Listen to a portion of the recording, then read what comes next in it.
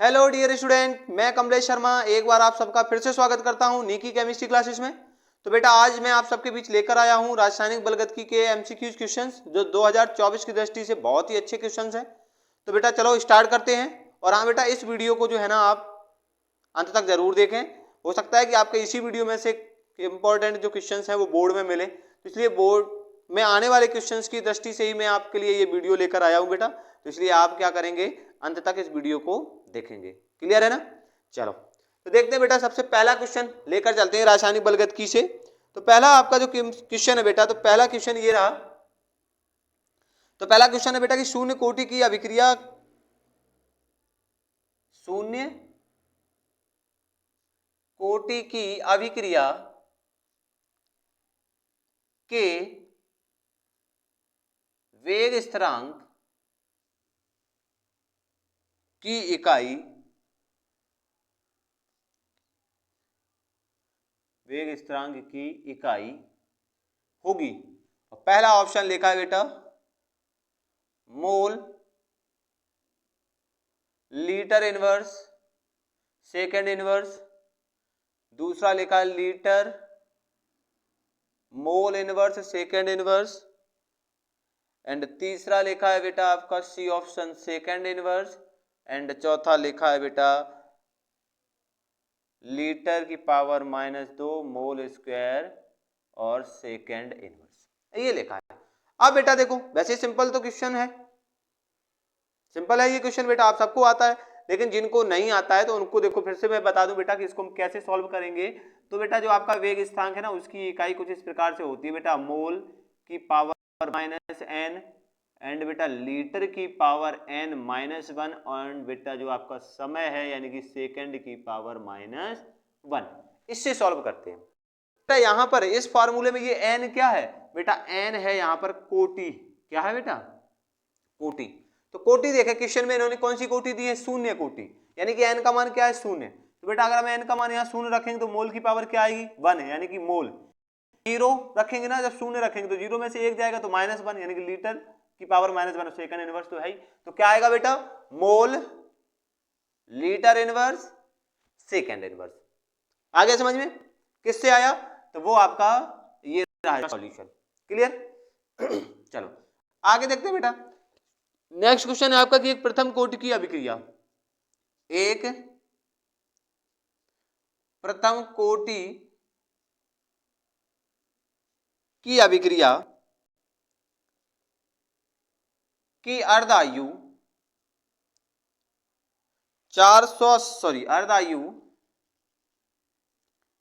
69.35 है। तो इसका वेग स्थिरांक, तो इसका वेग स्थिरांक है।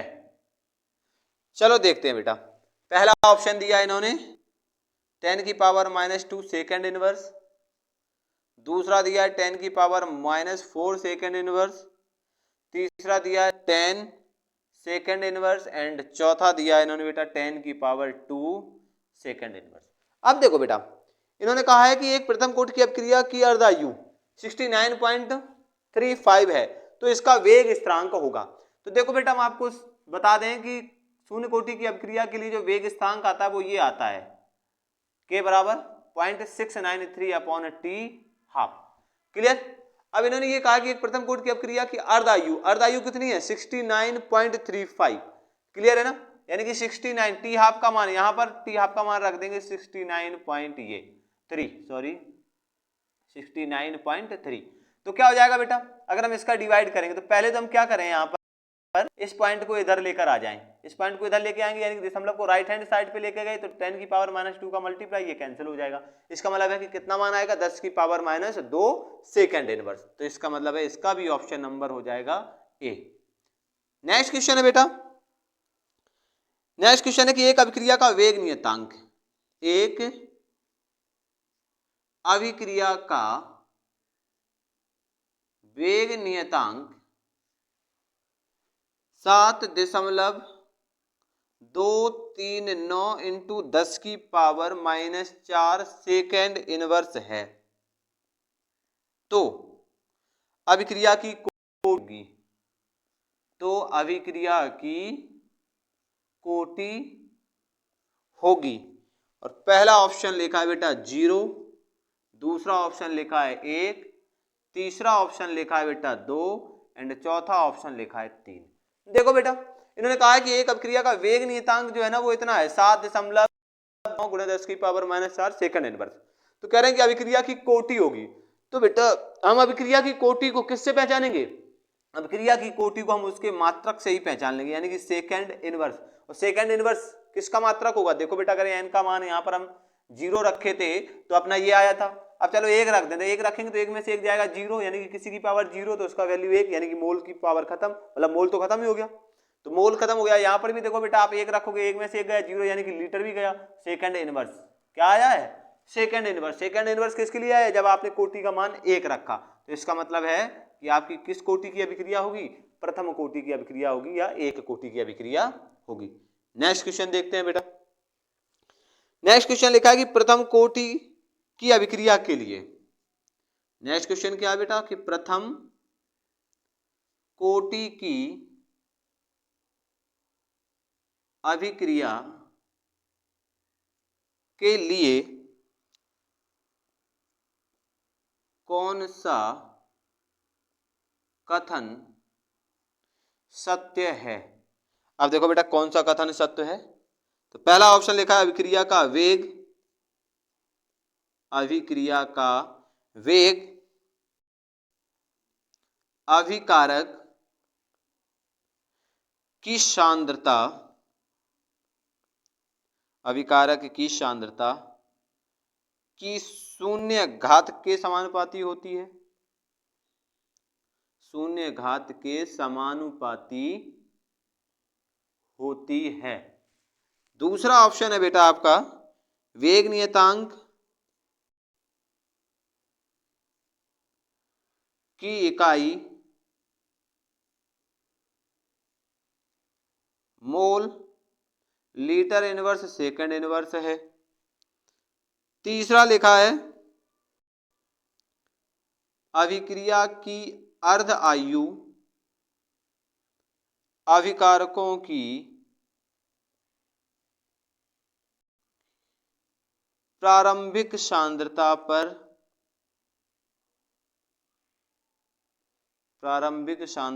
पर निर्भर नहीं करती है। एंड चौथा ऑप्शन लिखा है सीधे तौर पर कुछ भी नहीं कहा जा सकता, कुछ भी नहीं कहा जा सकता है। अब देखो बेटा अब इन्होंने कहा है कि प्रथम कोटि की अभिक्रिया के लिए कौन सा कथन सत्य है, यानी कि सत्य कथन बताना है हमें। तो सबसे पहले इन्होंने ऑप्शन दिया कि अभिक्रिया का वेग अभिकारक की सांद्रता के शून्य घात के समानुपाती होती है। भाई शून्य घात के समानुपाती क्यों होगी? क्योंकि शून्य कोटि की अभिक्रिया में होता है कि अभिकारक की सांद्रता के शून्य घात के समानुपाती हो, प्रथम कोटि की अभिक्रिया में होता है कि वो 1 घात के समानुपाती हो। तो इसका मतलब पहला ऑप्शन तो नहीं है, क्योंकि हमें सत्य देखना है, असत्य नहीं। दूसरा लिखा कि वेग नियतांक की इकाई, अभी हमने देखो बेटा जस्ट इसी क्वेश्चन में बताया कि वेग नियतांक यानी कि प्रथम कोटि की अभिक्रिया का वेग नियतांक क्या है? सेकंड इनवर्स है। तो इसका मतलब ये भी नहीं है सही। तीसरा देखो बेटा, तीसरा क्या लिखा कि अभिक्रिया की अर्ध आयु, अभिक्रिया की अर्ध आयु मतलब टी हाफ बराबर होता है बेटा 0.693/k, ये होता है प्रथम कोटि की अभिक्रिया के लिए अर्ध आयु काल। क्लियर है ना? तो इन्होंने यही कहा कि अभिक्रिया की अर्ध आयु अभिकारक की प्रारंभिक सांद्रता पर निर्भर नहीं करती। बिल्कुल सही बात है। यहां पर देखो टी हाफ के पर तो डिपेंड कर रहा है लेकिन ए पर नहीं, प्रारंभिक सांद्रता पर नहीं। तो इसका मतलब है इसका ऑप्शन नंबर कौन सा है बेटा? तीसरा है। आप जल्दी से इसका स्क्रीनशॉट लो फिर आगे चलते हैं। अब देखो बेटा अगला क्वेश्चन देखते हैं। नेक्स्ट क्वेश्चन है बेटा कि प्रथम कोटि की अभिक्रिया, प्रथम कोटि की अभिक्रिया के लिए log k एवं 1/t में ग्राफ खींचते हैं, में ग्राफ खींचते हैं तो एक सरल रेखा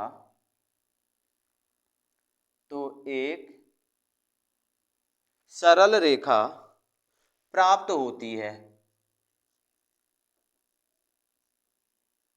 प्राप्त रेखा की प्रवणता, प्राप्त रेखा की प्रवणता, प्रवणता को बेटा हम ढाल बोलते हैं, होगी। अब पहला ऑप्शन देखो बेटा, पहला ऑप्शन लिखा है -EA/2.303, दूसरा लिखा है -EA/2.303R, तीसरा लिखा है बेटा 2.303/EAR, एंड बेटा चौथा ऑप्शन दिया है -EA/R।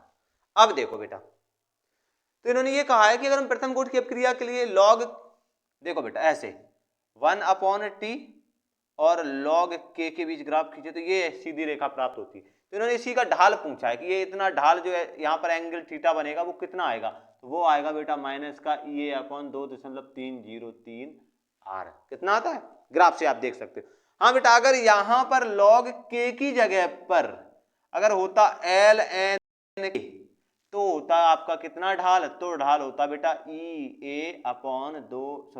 तो होता EA/R, यानी कि ऑप्शन नंबर 4 अगर ln होता, लेकिन इन्होंने log पूछा है तो log के लिए आपका आंसर क्या होना चाहिए, प्रवणता यानी कि ढाल कितनी आएगी बेटा, वो आएगी आपकी ऑप्शन नंबर बी। क्लियर हो गया। ये बेटा जो आपका क्वेश्चन है ना, ये 2024 के लिए बढ़िया क्वेश्चन है।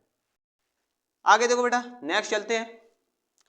नेक्स्ट लिखा है कि ताप में थोड़ी वृद्धि करने से, क्या लिखा है, ताप में थोड़ी वृद्धि करने से अभिक्रिया का वेग, अभिक्रिया का वेग तीव्रता से बढ़ता है, क्यों, तीव्रता से बढ़ता है क्यों। पहला ऑप्शन सक्रिय अभिकारकों की संख्या में वृद्धि, संख्या में वृद्धि हो जाती है। दूसरा, संघट्टों की संख्या बढ़ जाती है।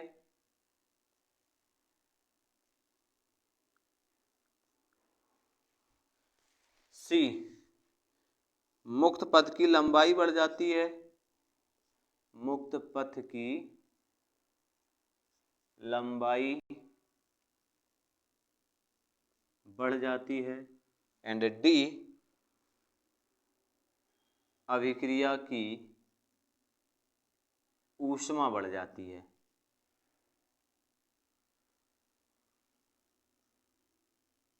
देखो बेटा, इन्होंने क्या कहा, इन्होंने कहा कि ताप में थोड़ी वृद्धि करने से अभिक्रिया का वेग जो है ना वो तीव्रता से बढ़ता है। यदि ताप बढ़ाने पर अभिक्रिया का वेग बढ़ जाता है तो उसका कारण क्या है, तो उसका कारण क्या बेटा लिखा है, सक्रिय अभिकारकों की संख्या में वृद्धि हो जाती है, या संघट्टों की संख्या में वृद्धि हो जाती है, या हम ये कहते हैं कि मुक्त पथ की, ये तो है ही नहीं मुक्त पथ की लंबाई। आगे लिखा है कि अभिक्रिया की ऊष्मा बढ़ जाती है। अब बताओ तो होगा क्या बेटा, देखो अभिक्रिया की ऊष्मा बढ़ने से वेग तो नहीं बढ़ता, मतलब जैसे लिखा है ना अभिक्रिया का वेग तीव्रता से बढ़ जाए, ऊष्मा वेग बढ़ने से आपका क्या होगा, तीव्रता से अभिक्रिया का वेग नहीं बढ़ेगा। संघट्ट की संख्या बढ़ जाए, संघट्ट की संख्या भी बढ़ने से क्या होगा, आपका वेग तीव्रता से नहीं बढ़ेगा। वेग तीव्रता से कब बढ़ेगा बेटा, जब सक्रिय अणुओं की संख्या बढ़ जाए। सक्रिय अणुओं की संख्या बढ़ जाने से क्या हो जाएगा बेटा, वेग जो है ना वो बढ़ जाएगा। क्लियर है। नेक्स्ट देखो अगले क्वेश्चन की ओर चलते हैं। ये भी क्वेश्चन 2024 के लिए बहुत ही बढ़िया, ये दोनों क्वेश्चन 2024 के लिए इंपॉर्टेंट हैं। आगे देखते हैं बेटा, आगे है बेटा शून्य कोटि की अभिक्रिया के लिए निम्न में से कौन सा कथन सही है। कौन सा कथन सही है? ए नंबर T3/4 बराबर 2T½ बी T3/4 बराबर 1.5T½ C number T3/4 0.2T½ and D है बेटा आपका T3/4 1/3T1/2। अब देखो बेटा इन्होंने ये कहा है शून्य कोटि की अपक्रिया के लिए निम्न में कौन सा कथन सत्य है। अब देखो बेटा T3/4 का मतलब समझ रहे हो कितना है? बोलो बेटा, बोलो बोलो। T3/4 का मतलब क्या है? यानी कि ये किस समय की बात कर रहे हैं? हाँ, ये बेटा बात कर रहे हैं आपका 75% की। कितने की बात कर रहे हैं हम? 75% की। चलो तो देखो बेटा अगर हम 75% को लेकर चलें तो सबसे पहले तो क्या हो जाएगा बेटा, अगर हम शून्य कोटि की अभिक्रिया के लिए वेग स्थिरांक का समीकरण देखते हैं तो वेग स्थिरांक का समीकरण क्या होता है बेटा? आप सबको पता है k बराबर x/t। क्या होता है? k बराबर x/t। क्लियर है ना? तो बेटा क्या हो जाएगा अगर हम मानते हैं कि यहां पर अभिकारक की सांद्रता कितना 75% पूर्ण होने में, क्योंकि अगर बेटा यहाँ पे T½ लिखा होता तो इसका मतलब 50%, समझ गए ना? T1/4 लिखा होता तो 1/4 का मतलब क्या था बेटा? 25। 2/4 का मतलब बेटा आधा, 3/4 का मतलब 75 और बेटा 4/4 का मतलब हो जाएगा 100%। तो यहाँ पर हम क्या करते हैं, यहाँ पर समय निकालते हैं कितना, इसका वेग स्थिरांक निकालते हैं। तो यहाँ पर हम लिखते हैं बेटा कितना 75 बटा टी को हम T75 या T3/4 लिख देते हैं। हाफ निकालते हैं बेटा तो k बराबर क्या हो जाएगा? क्या होता है आपका? अगर देखें नॉर्मल तो वहां पर T½ बराबर निकल के आता है बेटा आपका a और 2k आता है। कितना आता है? 2k। k का मान अपन x/t रख दे यहां पर, यहां पर सीधा सीधा ही लिख देते हैं x/t। x/t रखेंगे तो क्या हो जाएगा बेटा कि अब यहां पर हम T½ यहां पर T3/4 कर देते, ठीक है ना? तो यहां पर आ जाएगा बेटा, आपको इधर भी x कर देते हैं, a कर लेते हैं तो a को लिखते हैं 100 275/T3/4। तो ये आ गया आपका कितना बेटा 50 और यहाँ पर आएगा 25 से कट कर देते हैं तो आएगा 2/3 हो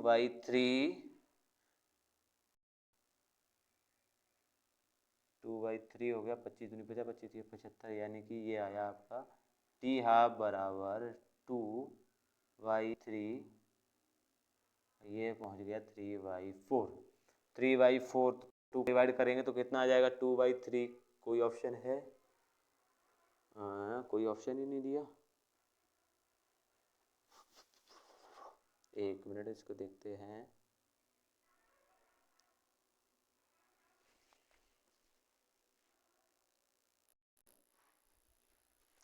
देखो बेटा अब क्या आया 2/3 T3/4 आया, तो इसको हम इधर लेकर आते हैं क्योंकि हमें ये रिलेशन दिखाना है, T3/4 के इक्वल दिखाना है। तो 2 3/4 इक्वल आएगा 3/2, क्योंकि ये इधर आएगा तो ऊपर जाएगा भाग वाली चीज यहाँ पर, और इन 2 में हो जाएगा T½ तो 2 1 जा 2 1.5 यानी कि 1.5, यानी कि ऑप्शन नंबर कौन सा निकल के आ रहा है बेटा? ऑप्शन नंबर आपका निकल के आ रहा है कौन सा? बी। समझ में आया कि नहीं आया? नहीं आया तो फिर से देखो एक बार और देख लो, फिर मैं समझा देता हूं, फिर एकदम क्लियर समझ में आ जाएगा।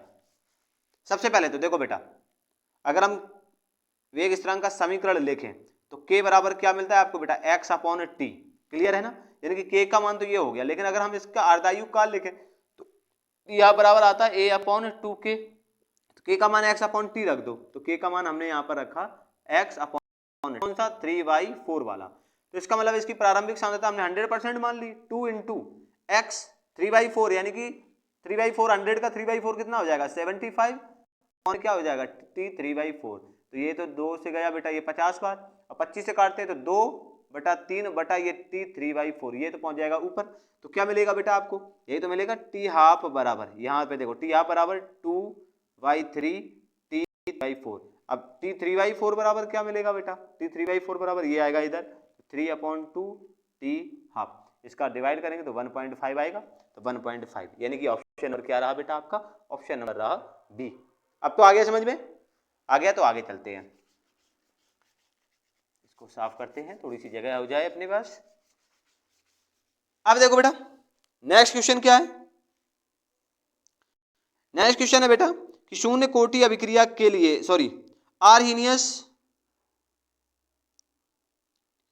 आर्हीनियस समीकरण है। पहला ऑप्शन लिखा है बेटा k बराबर माइनस का a इंटू ई की पावर माइनस ई ए अपॉन आर टी, दूसरा लिखा है बेटा k बराबर a इंटू ई की पावर माइनस ई ए अपॉन आर टी, तीसरा लिखा है बेटा k बराबर a इंटू ई की power plus E A upon R T, and चौथा लिखा है आपका बेटा ऑप्शन नंबर कि k बराबर e की पावर माइनस ई ए अपॉन आर टी। अब देखो बेटा आर्हीनीय समीकरण, वैसे तो आप सबको पता ही है कि आर्हीनीय समीकरण क्या है, तो आर्हीनीय समीकरण क्या है बेटा आपका k बराबर a इंटू ई की पावर माइनस ई ए अपॉन आर टी, इसमें कोई समझाने वाली चीज नहीं है, ये तो बेटा आर्हीनियस का समीकरण है, तो इसको आपको ही तैयार करना, लेकिन मोस्टली बच्चों को पता भी है, लेकिन जिनको पता नहीं है तो वो अब याद कर ले, क्योंकि अब एग्जाम का टाइम ही आ गया बेटा, अब इससे ज्यादा टाइम नहीं मिलेगा। आगे देखो बेटा लिखा है प्रथम कोटि की अभिक्रिया की, प्रथम कोटि की अभिक्रिया की अर्धायु 480 हो तो वेग स्थिरांक होगा, तो वेग स्थिरांक होगा। प्रथम कोटि की अभिक्रिया की अर्धायु अगर 480 है तो वेग स्थिरांक होगा। पहला ऑप्शन दिया है इन्होंने बेटा 1.44 गुणे 10 की पावर माइनस 3 सेकेंड इनवर्स, दूसरा दिया है 1.44 सेकेंड इनवर्स, तीसरा दिया है 0.72 इंटू 10 की पावर 3 इंटू 10 की पावर माइनस 3, चौथा दिया 2.88 इंटू 10 की पावर माइनस 3 सेकेंड इनवर्स। अब देखो बेटा प्रथम कोटि की अभिक्रिया की अर्धायु काल, बेटा प्रथम कोटि की अभिक्रिया का अर्धायु काल क्या होता है, टी हाफ बराबर 0.693 अपॉन के, तो के बराबर क्या कर देंगे, इस टी हाफ को पहुंचा दें इधर, टी हाफ इधर और के इधर आ जाएगा इधर, तो के बराबर क्या हो जाएगा, ये हो जाएगा। अब देखो बेटा 0.693 बटा 480, समझ गए ना, तो 480 में तो भाग जाएगा नहीं, तो पहले हम इस पॉइंट को 1 2 3 अंक इधर लेकर आए, पॉइंट को इधर लगाया तो 10 की पावर माइनस 3 का मल्टीप्लाई। अब ये कितने बार जा रहा है बेटा, सीधी सी बात है कि 4 एक बार जाएगा, तो 693 का 480 से जाएंगे तो 480 जाएगा बेटा 1 सॉरी 3, यहाँ 1 और यहाँ बचा 2, तो इसका मतलब एक बार गया पॉइंट लगाए 0 हो गया, तो 4 5 तो जाएगा नहीं, 4 बार ही जाएगा, 0 2 ये 0 1 फिर ये 2, वही सेम आ गया बेटा, फिर से लगभग है ना 4, 1.44 इंटू 10 की पावर माइनस का 3, इसका मतलब ऑप्शन नंबर बेटा हो जाएगा आपका ए 1.44 इंटू 10 की power minus 3 second inverse. Clear, जल्दी से स्क्रीनशॉट लो फिर आगे चलते हैं। नेक्स्ट क्वेश्चन देखते हैं बेटा, नेक्स्ट क्वेश्चन है आपका कि N2 ये बेटा गैस है प्लस 3H2 ये भी गैस है, और इससे बन रहा है बेटा 2NH3 और ये भी गैस है, तो कह रहे हैं कि इस अभिक्रिया के लिए N2H2 व NH3 के पदों में इस अभिक्रिया का वेग है बेटा, इस अभिक्रिया का वेग N2H2 NH3 के पदों में व्यक्त किया जा सकता है, व्यक्त किया जा सकता है, सही संबंध बताइए, सही संबंध बताइए। देखो बेटा देखते हैं कौन सा सही संबंध, पहला ऑप्शन लिखा है वेग बराबर माइनस का d N2 अपॉन dt, बराबर माइनस का 1/d H2/dt एंड बेटा आगे लिखा है बराबर का 1/2 dNH3/dt। दूसरा ऑप्शन क्या है बेटा, वेग बराबर माइनस का dN2/dt बराबर माइनस का 3d H2/dt and 2d NH3/dt। दूसरा ऑप्शन तो ये हो गया। तीसरा ऑप्शन है बेटा आपका बराबर माइनस का dN2/dt 1/3 dN2/dt बराबर 1/2 2d NH3/dt एंड बेटा फोर्थ ऑप्शन दिया इन्होंने वेग बराबर माइनस का dN2/dt माइनस का dH2/dt बराबर का dNH3/dt। अब देखो बेटा, अभिक्रिया लिखा है बेटा आपका N2 3H2 = 2NH3। इस अभिक्रिया से वेग N2H2 और H के पदों में लिखना है। तो देखो बेटा यहाँ पर ये N2 अभिकारक, तो अभिकारक का वेग माइनस चिन्ह के साथ, और ये क्या बेटा उत्पाद का वेग प्लस चिन्ह के साथ। इसका मतलब क्या हुआ कि 2 में तो माइनस और 1 में प्लस होगा। अब दूसरा क्या, ये बेटा देखो आपके गुणांक लिखे हैं ना, कोएफिशिएंट, ये कहाँ होते हैं, बटा में। तो इसका मतलब क्या है बेटा, तो N2 माइनस में इसमें भी है, इसमें भी है, इसमें भी है, इसमें भी है, मतलब पहले में तो ये सेम है। दूसरे में देखो H2 है लेकिन ये माइनस में होना चाहिए, तो इसका मतलब इसमें भी है, इसमें भी है, इसमें नहीं है, यानी कि ऑप्शन नंबर तीसरा खत्म। अब 3 में देखने हैं, लेकिन यहाँ पर 3 है ना, ये कहाँ जाएंगे, बटे में। तो बटे में इसमें भी है, इसमें नहीं है, इसमें नहीं है, मतलब इसमें देख लेते हैं। फिर 2 देखो 1/2 है, उत्पाद है तो प्लस में होगा, तो इसका मतलब ऑप्शन नंबर क्या हो गया बेटा, इसका ऑप्शन नंबर हो गया फर्स्ट। ये वाला इसका संबंध बिल्कुल सही है। आगे देखो बेटा, अगला क्वेश्चन है बेटा कि अभिक्रिया 2AB, अभिक्रिया 2A + B और इससे बन रहा है उत्पाद में B की सक्रिय संहति स्थिर कर दी जाए, स्थिर कर दी जाए और A की सक्रिय संहति दोगुनी कर दी जाए,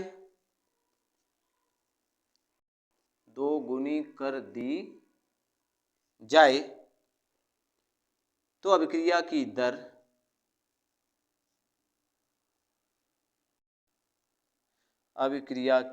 दर पहला लिखा बेटा 2 गुनी बढ़ जाएगी, 2 गुनी बढ़ जाएगी। दूसरा ऑप्शन है बेटा आपका 4 गुनी बढ़ जाएगी, 4 गुनी बढ़ जाएगी। तीसरा लिखा है 2 गुनी घट जाएगी, 2 गुनी घट जाएगी। एंड बेटा चौथा ऑप्शन लिखा है 4 गुनी घट जाएगी, 4 गुनी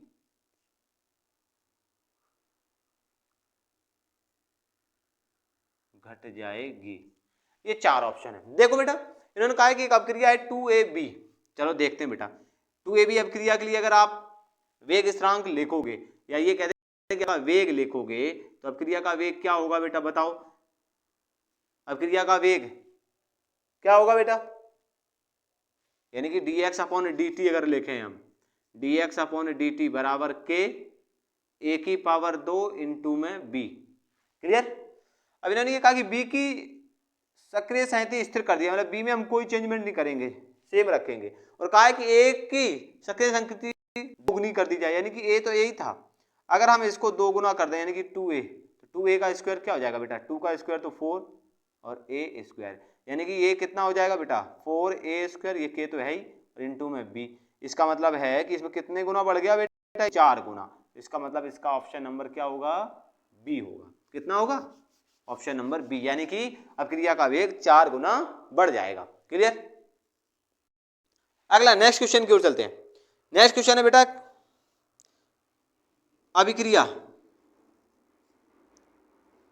2a प्लस बी और इससे का उत्पाद, नहीं उत्पाद में भी इन्होंने दिखा रखा है A2B में अभिकारक, A2B में अभिकारक A के समाप्त होने की दर, A के समाप्त होने की दर, पहला ऑप्शन लिखा है इन्होंने, B के घटने की दर के समान, दूसरा B के घटने की दर की आधी, B के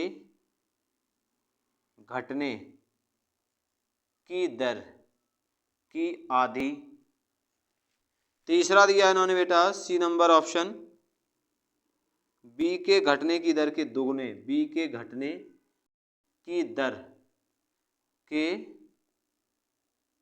दोगुने, एंड चौथा दिया बेटा A2B के उत्पादन की दर के समान, A2B के उत्पादन दर के समान।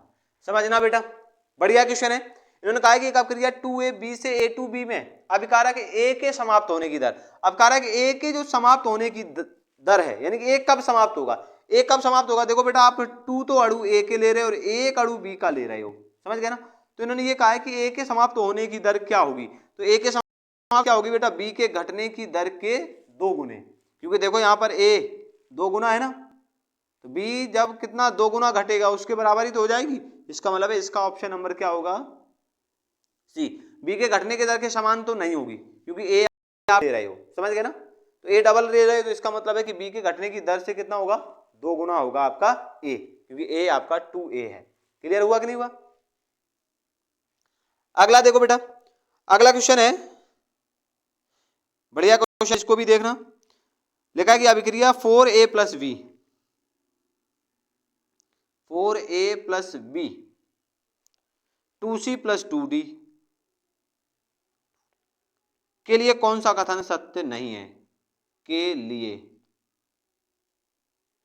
कौन सा कथन सत्य नहीं है। ए नंबर, B के प्रयुक्त होने की दर, B के प्रयुक्त होने की दर, B के प्रयुक्त होने की दर, A के प्रयुक्त होने की दर, A के प्रयुक्त होने की दर से 1/4 गुनी, बी ऑप्शन। सी व डी के निर्माण की दर बराबर, निर्माण की दर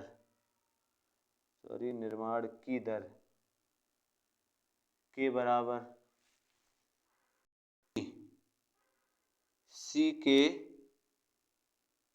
उत्पादन की दर, बी के प्रयुक्त होने की दर, बी के प्रयुक्त होने की दर से आधी, एंड डी ऑप्शन है बेटा, डी के निर्माण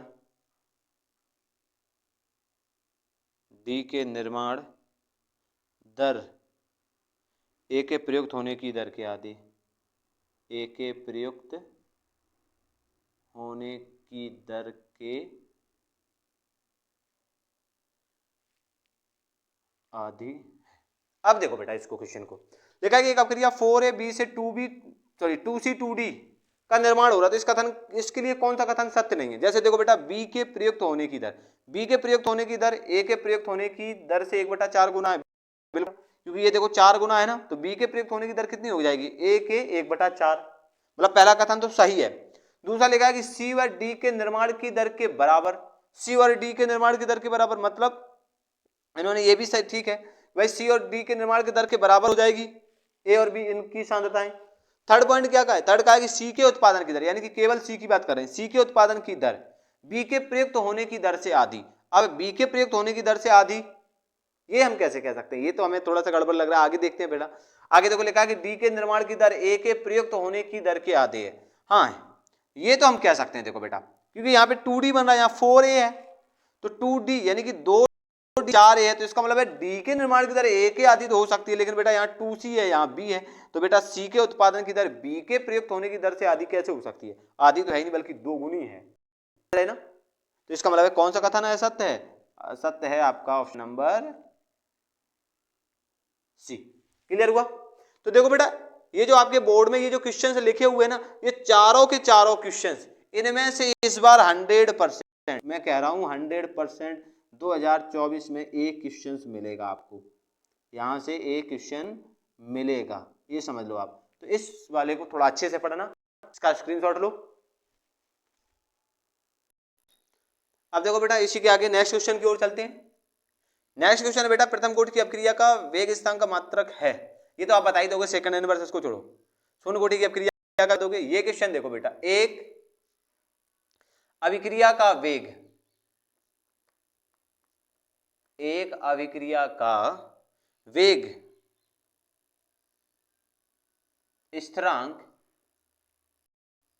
निम्न में से किस पर निर्भर करता है, निम्न में से किस पर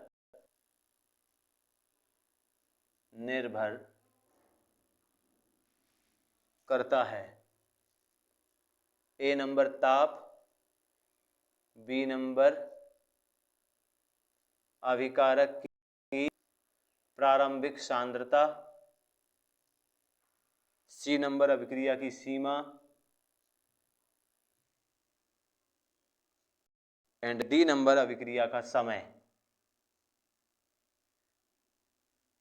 डी नंबर अभिक्रिया का समय। अब देखो बेटा इन्होंने कहा कि अभिक्रिया का वेग स्थिरांक निम्न में से किस पर निर्भर करता है, तो अभिक्रिया का वेग स्थिरांक बेटा निर्भर करता है, बताओ, ताप पर, या अभिकारक की प्रारंभिक सांद्रता पर, या अभिकारक की सीमा पर, या अभिक्रिया के समय पर, बताओ।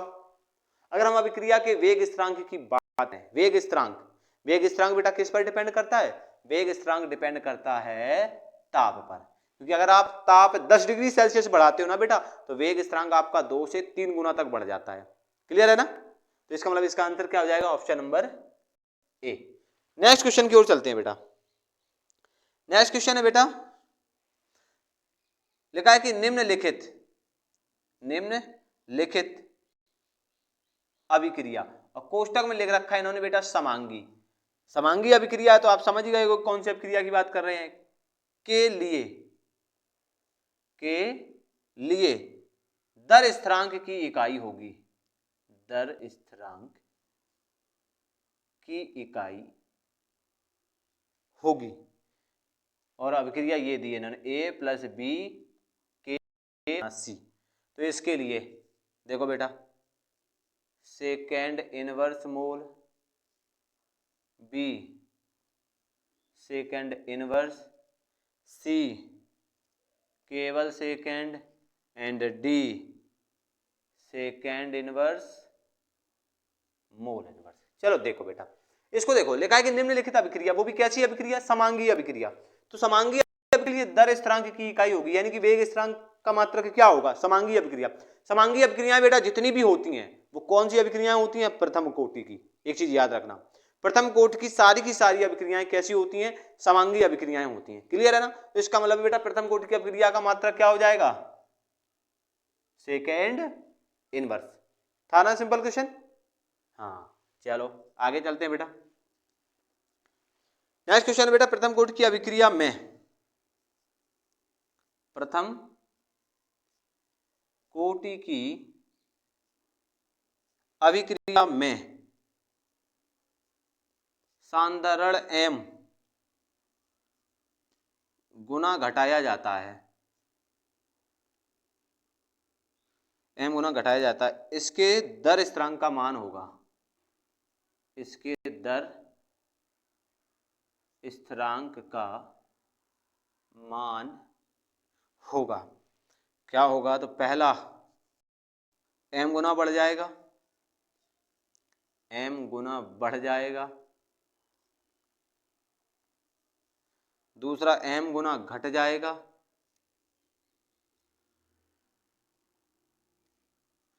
तीसरा परिवर्तित रहेगा,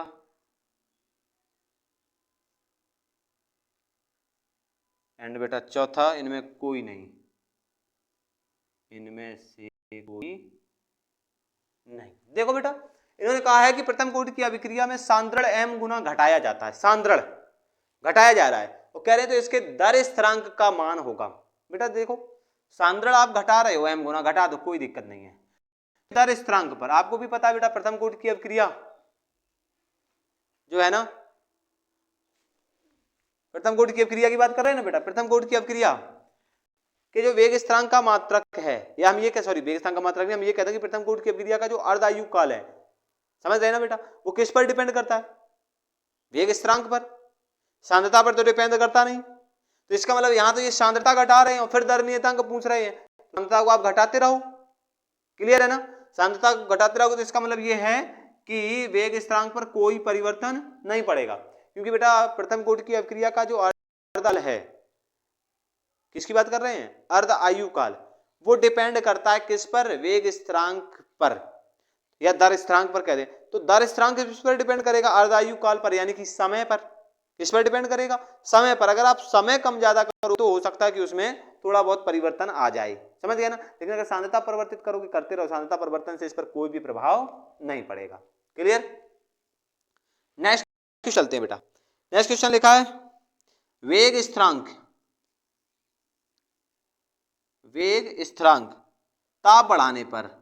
अब बताओ बेटा, वेग स्थिरांक ताप बढ़ाने पर क्या होगा? पहला ऑप्शन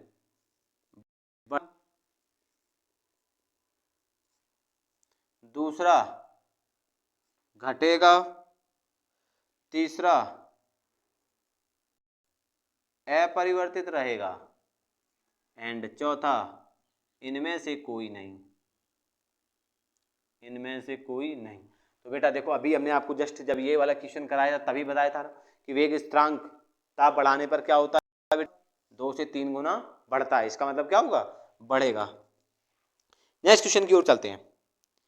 नेक्स्ट क्वेश्चन है बेटा आपका कि एन कोटि की अभिक्रिया के लिए, एन कोटि की अभिक्रिया के लिए वेग स्थिरांक की इकाई क्या होगी?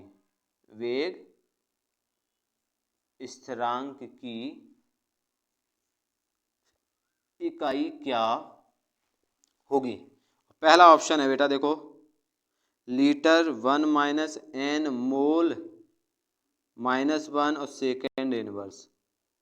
दूसरा है बेटा आपका mole 1 minus L, litre 1 minus L and second inverse.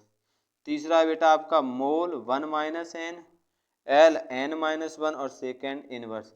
And D option है बेटा उपयुक्त में से कोई नहीं, उपर्युक्त में से कोई नहीं। तो बेटा बताओ वेग स्थिरांक का मात्रक क्या था? हमने आपको इस वीडियो में ही आप देखो सबसे पहला क्वेश्चन, तो पहले क्वेश्चन में हमने आपको यही तो लिखा था कि mole 1 minus N, litre N minus 1 और सेकेंड -1, क्योंकि यहाँ पर एन क्या है? कोटि, एन कोटि लिखा है ना, तो एन कोटि के लिए आपका वेग स्थिरांक का मात्रक होगा ये। क्लियर आ गया? देखो बेटा नेक्स्ट क्वेश्चन की ओर चलते हैं। नेक्स्ट क्वेश्चन है आपका वेग नियम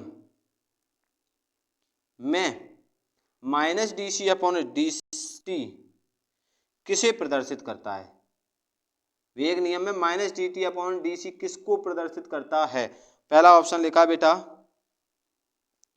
वेग स्थिरांक को, दूसरा लिखा बेटा अभिकारक की सांद्रता को, अभिकारक की सांद्रता को, तीसरा लिखा है बेटा समय के साथ अभिकारक की सांद्रता में होने वाली कमी, अभिकारक के सांद्रता में होने वाली कमी एंड डी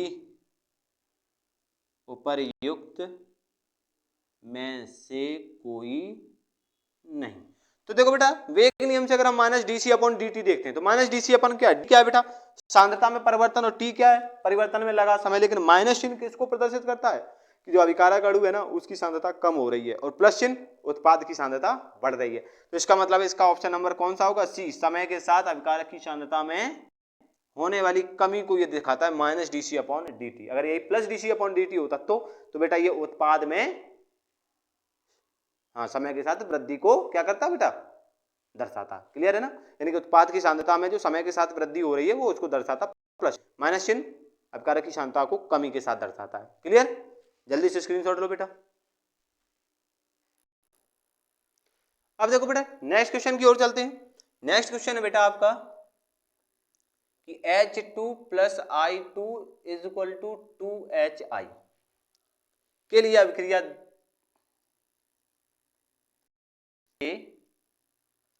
अभिक्रिया दर नियम है, अभिक्रिया दर नियम है। देखो बेटा पहला ऑप्शन लिखा है कि माइनस का 2 D H2 upon D T बराबर माइनस का 2 D I2 upon D T बराबर प्लस का D HI upon D T. दूसरा ऑप्शन है बेटा 1/2 D H2 upon D T बराबर बेटा 1/2 डी I2 बटा डी टी बराबर माइनस का डी HI बटा डी टी। तीसरा ऑप्शन है बेटा माइनस का 2 D H2 upon D T 1/2 I2 upon D T. तीसरा है बेटा बराबर प्लस का 1/2 D HI upon D T, यहाँ भी बेटा डी हो। एंड चौथा ऑप्शन है बेटा माइनस का D H2 upon D T minus का D I2 upon D T बराबर 1/2 D HI upon D T. ये रहा। तो देखो बेटा हमने आपको बताया था ना अभी इससे पीछे जो क्वेश्चन आए थे उसमें बताया था कि अभिकारक के लिए आप माइनस चिन्ह का और उत्पाद के लिए आप प्लस चिन्ह का यूज करोगे, समझ गए। तो यहाँ पर तो आएगा माइनस, यहाँ क्या आएगा प्लस।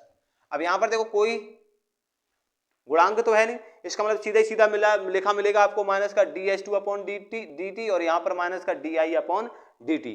तो DH2 upon D T minus का कहाँ पर मिल रहा है, ऑप्शन नंबर चौथे में। और उत्पाद क्या है, 2 है ना, 1/2 DI upon D T. Clear है ना, सिंपल था ये क्वेश्चन। आगे और देखते हैं, लास्ट क्वेश्चन देखते हैं बेटा। लिखा है कि प्राथमिक अभिक्रिया, चलो एक प्राथमिक अभिक्रिया की बात और कर लेते हैं। वो है बेटा A plus B is equal to C के वेग के लिए सही संबंध है, के वेग के लिए सही संबंध है। पहला option DC upon D T बराबर के ए, दूसरा बेटा आपका DC अपॉन डी टी बराबर के बी, तीसरा है बेटा DC अपॉन डी टी बराबर के ए बी, एंड चौथा है बेटा माइनस का DA अपॉन डी टी बराबर के ए। देखो बेटा इस अभिक्रिया के लिए इन्होंने कहा कि ये एक आपकी अभिक्रिया है, A B से C बन रहा है कि वेग के लिए सही संबंध क्या होगा। तो बेटा अभिक्रिया का वेग यानी कि DC अपॉन डी टी बराबर के बी, या DC अपॉन डी टी बराबर के ए, या DC अपॉन डी टी बराबर के ए और बी, या फिर DA अपॉन के ए। तो इसमें कौन सा ऑप्शन होगा बेटा, सही के लिए ये होगा कि जो आपका DC अपॉन डी टी जो सांद्रता में परिवर्तन है वो A और B दोनों के गुणनफल के समानुपाती होगा। क्लियर है कि नहीं। तो ये था आपका बेटा कुछ इंपॉर्टेंट क्वेश्चंस। तो आप सबको ये क्वेश्चन समझ में आए होंगे। बेटा अगर आप सबको समझ में आए, अगर एक आध कोई क्वेश्चन समझ में नहीं आया तो बेटा आप उसको कमेंट सेक्शन में बताएं, अगर वीडियो अच्छा लगा हो तो लाइक शेयर और सब्सक्राइब करना ना भूलें। धन्यवाद।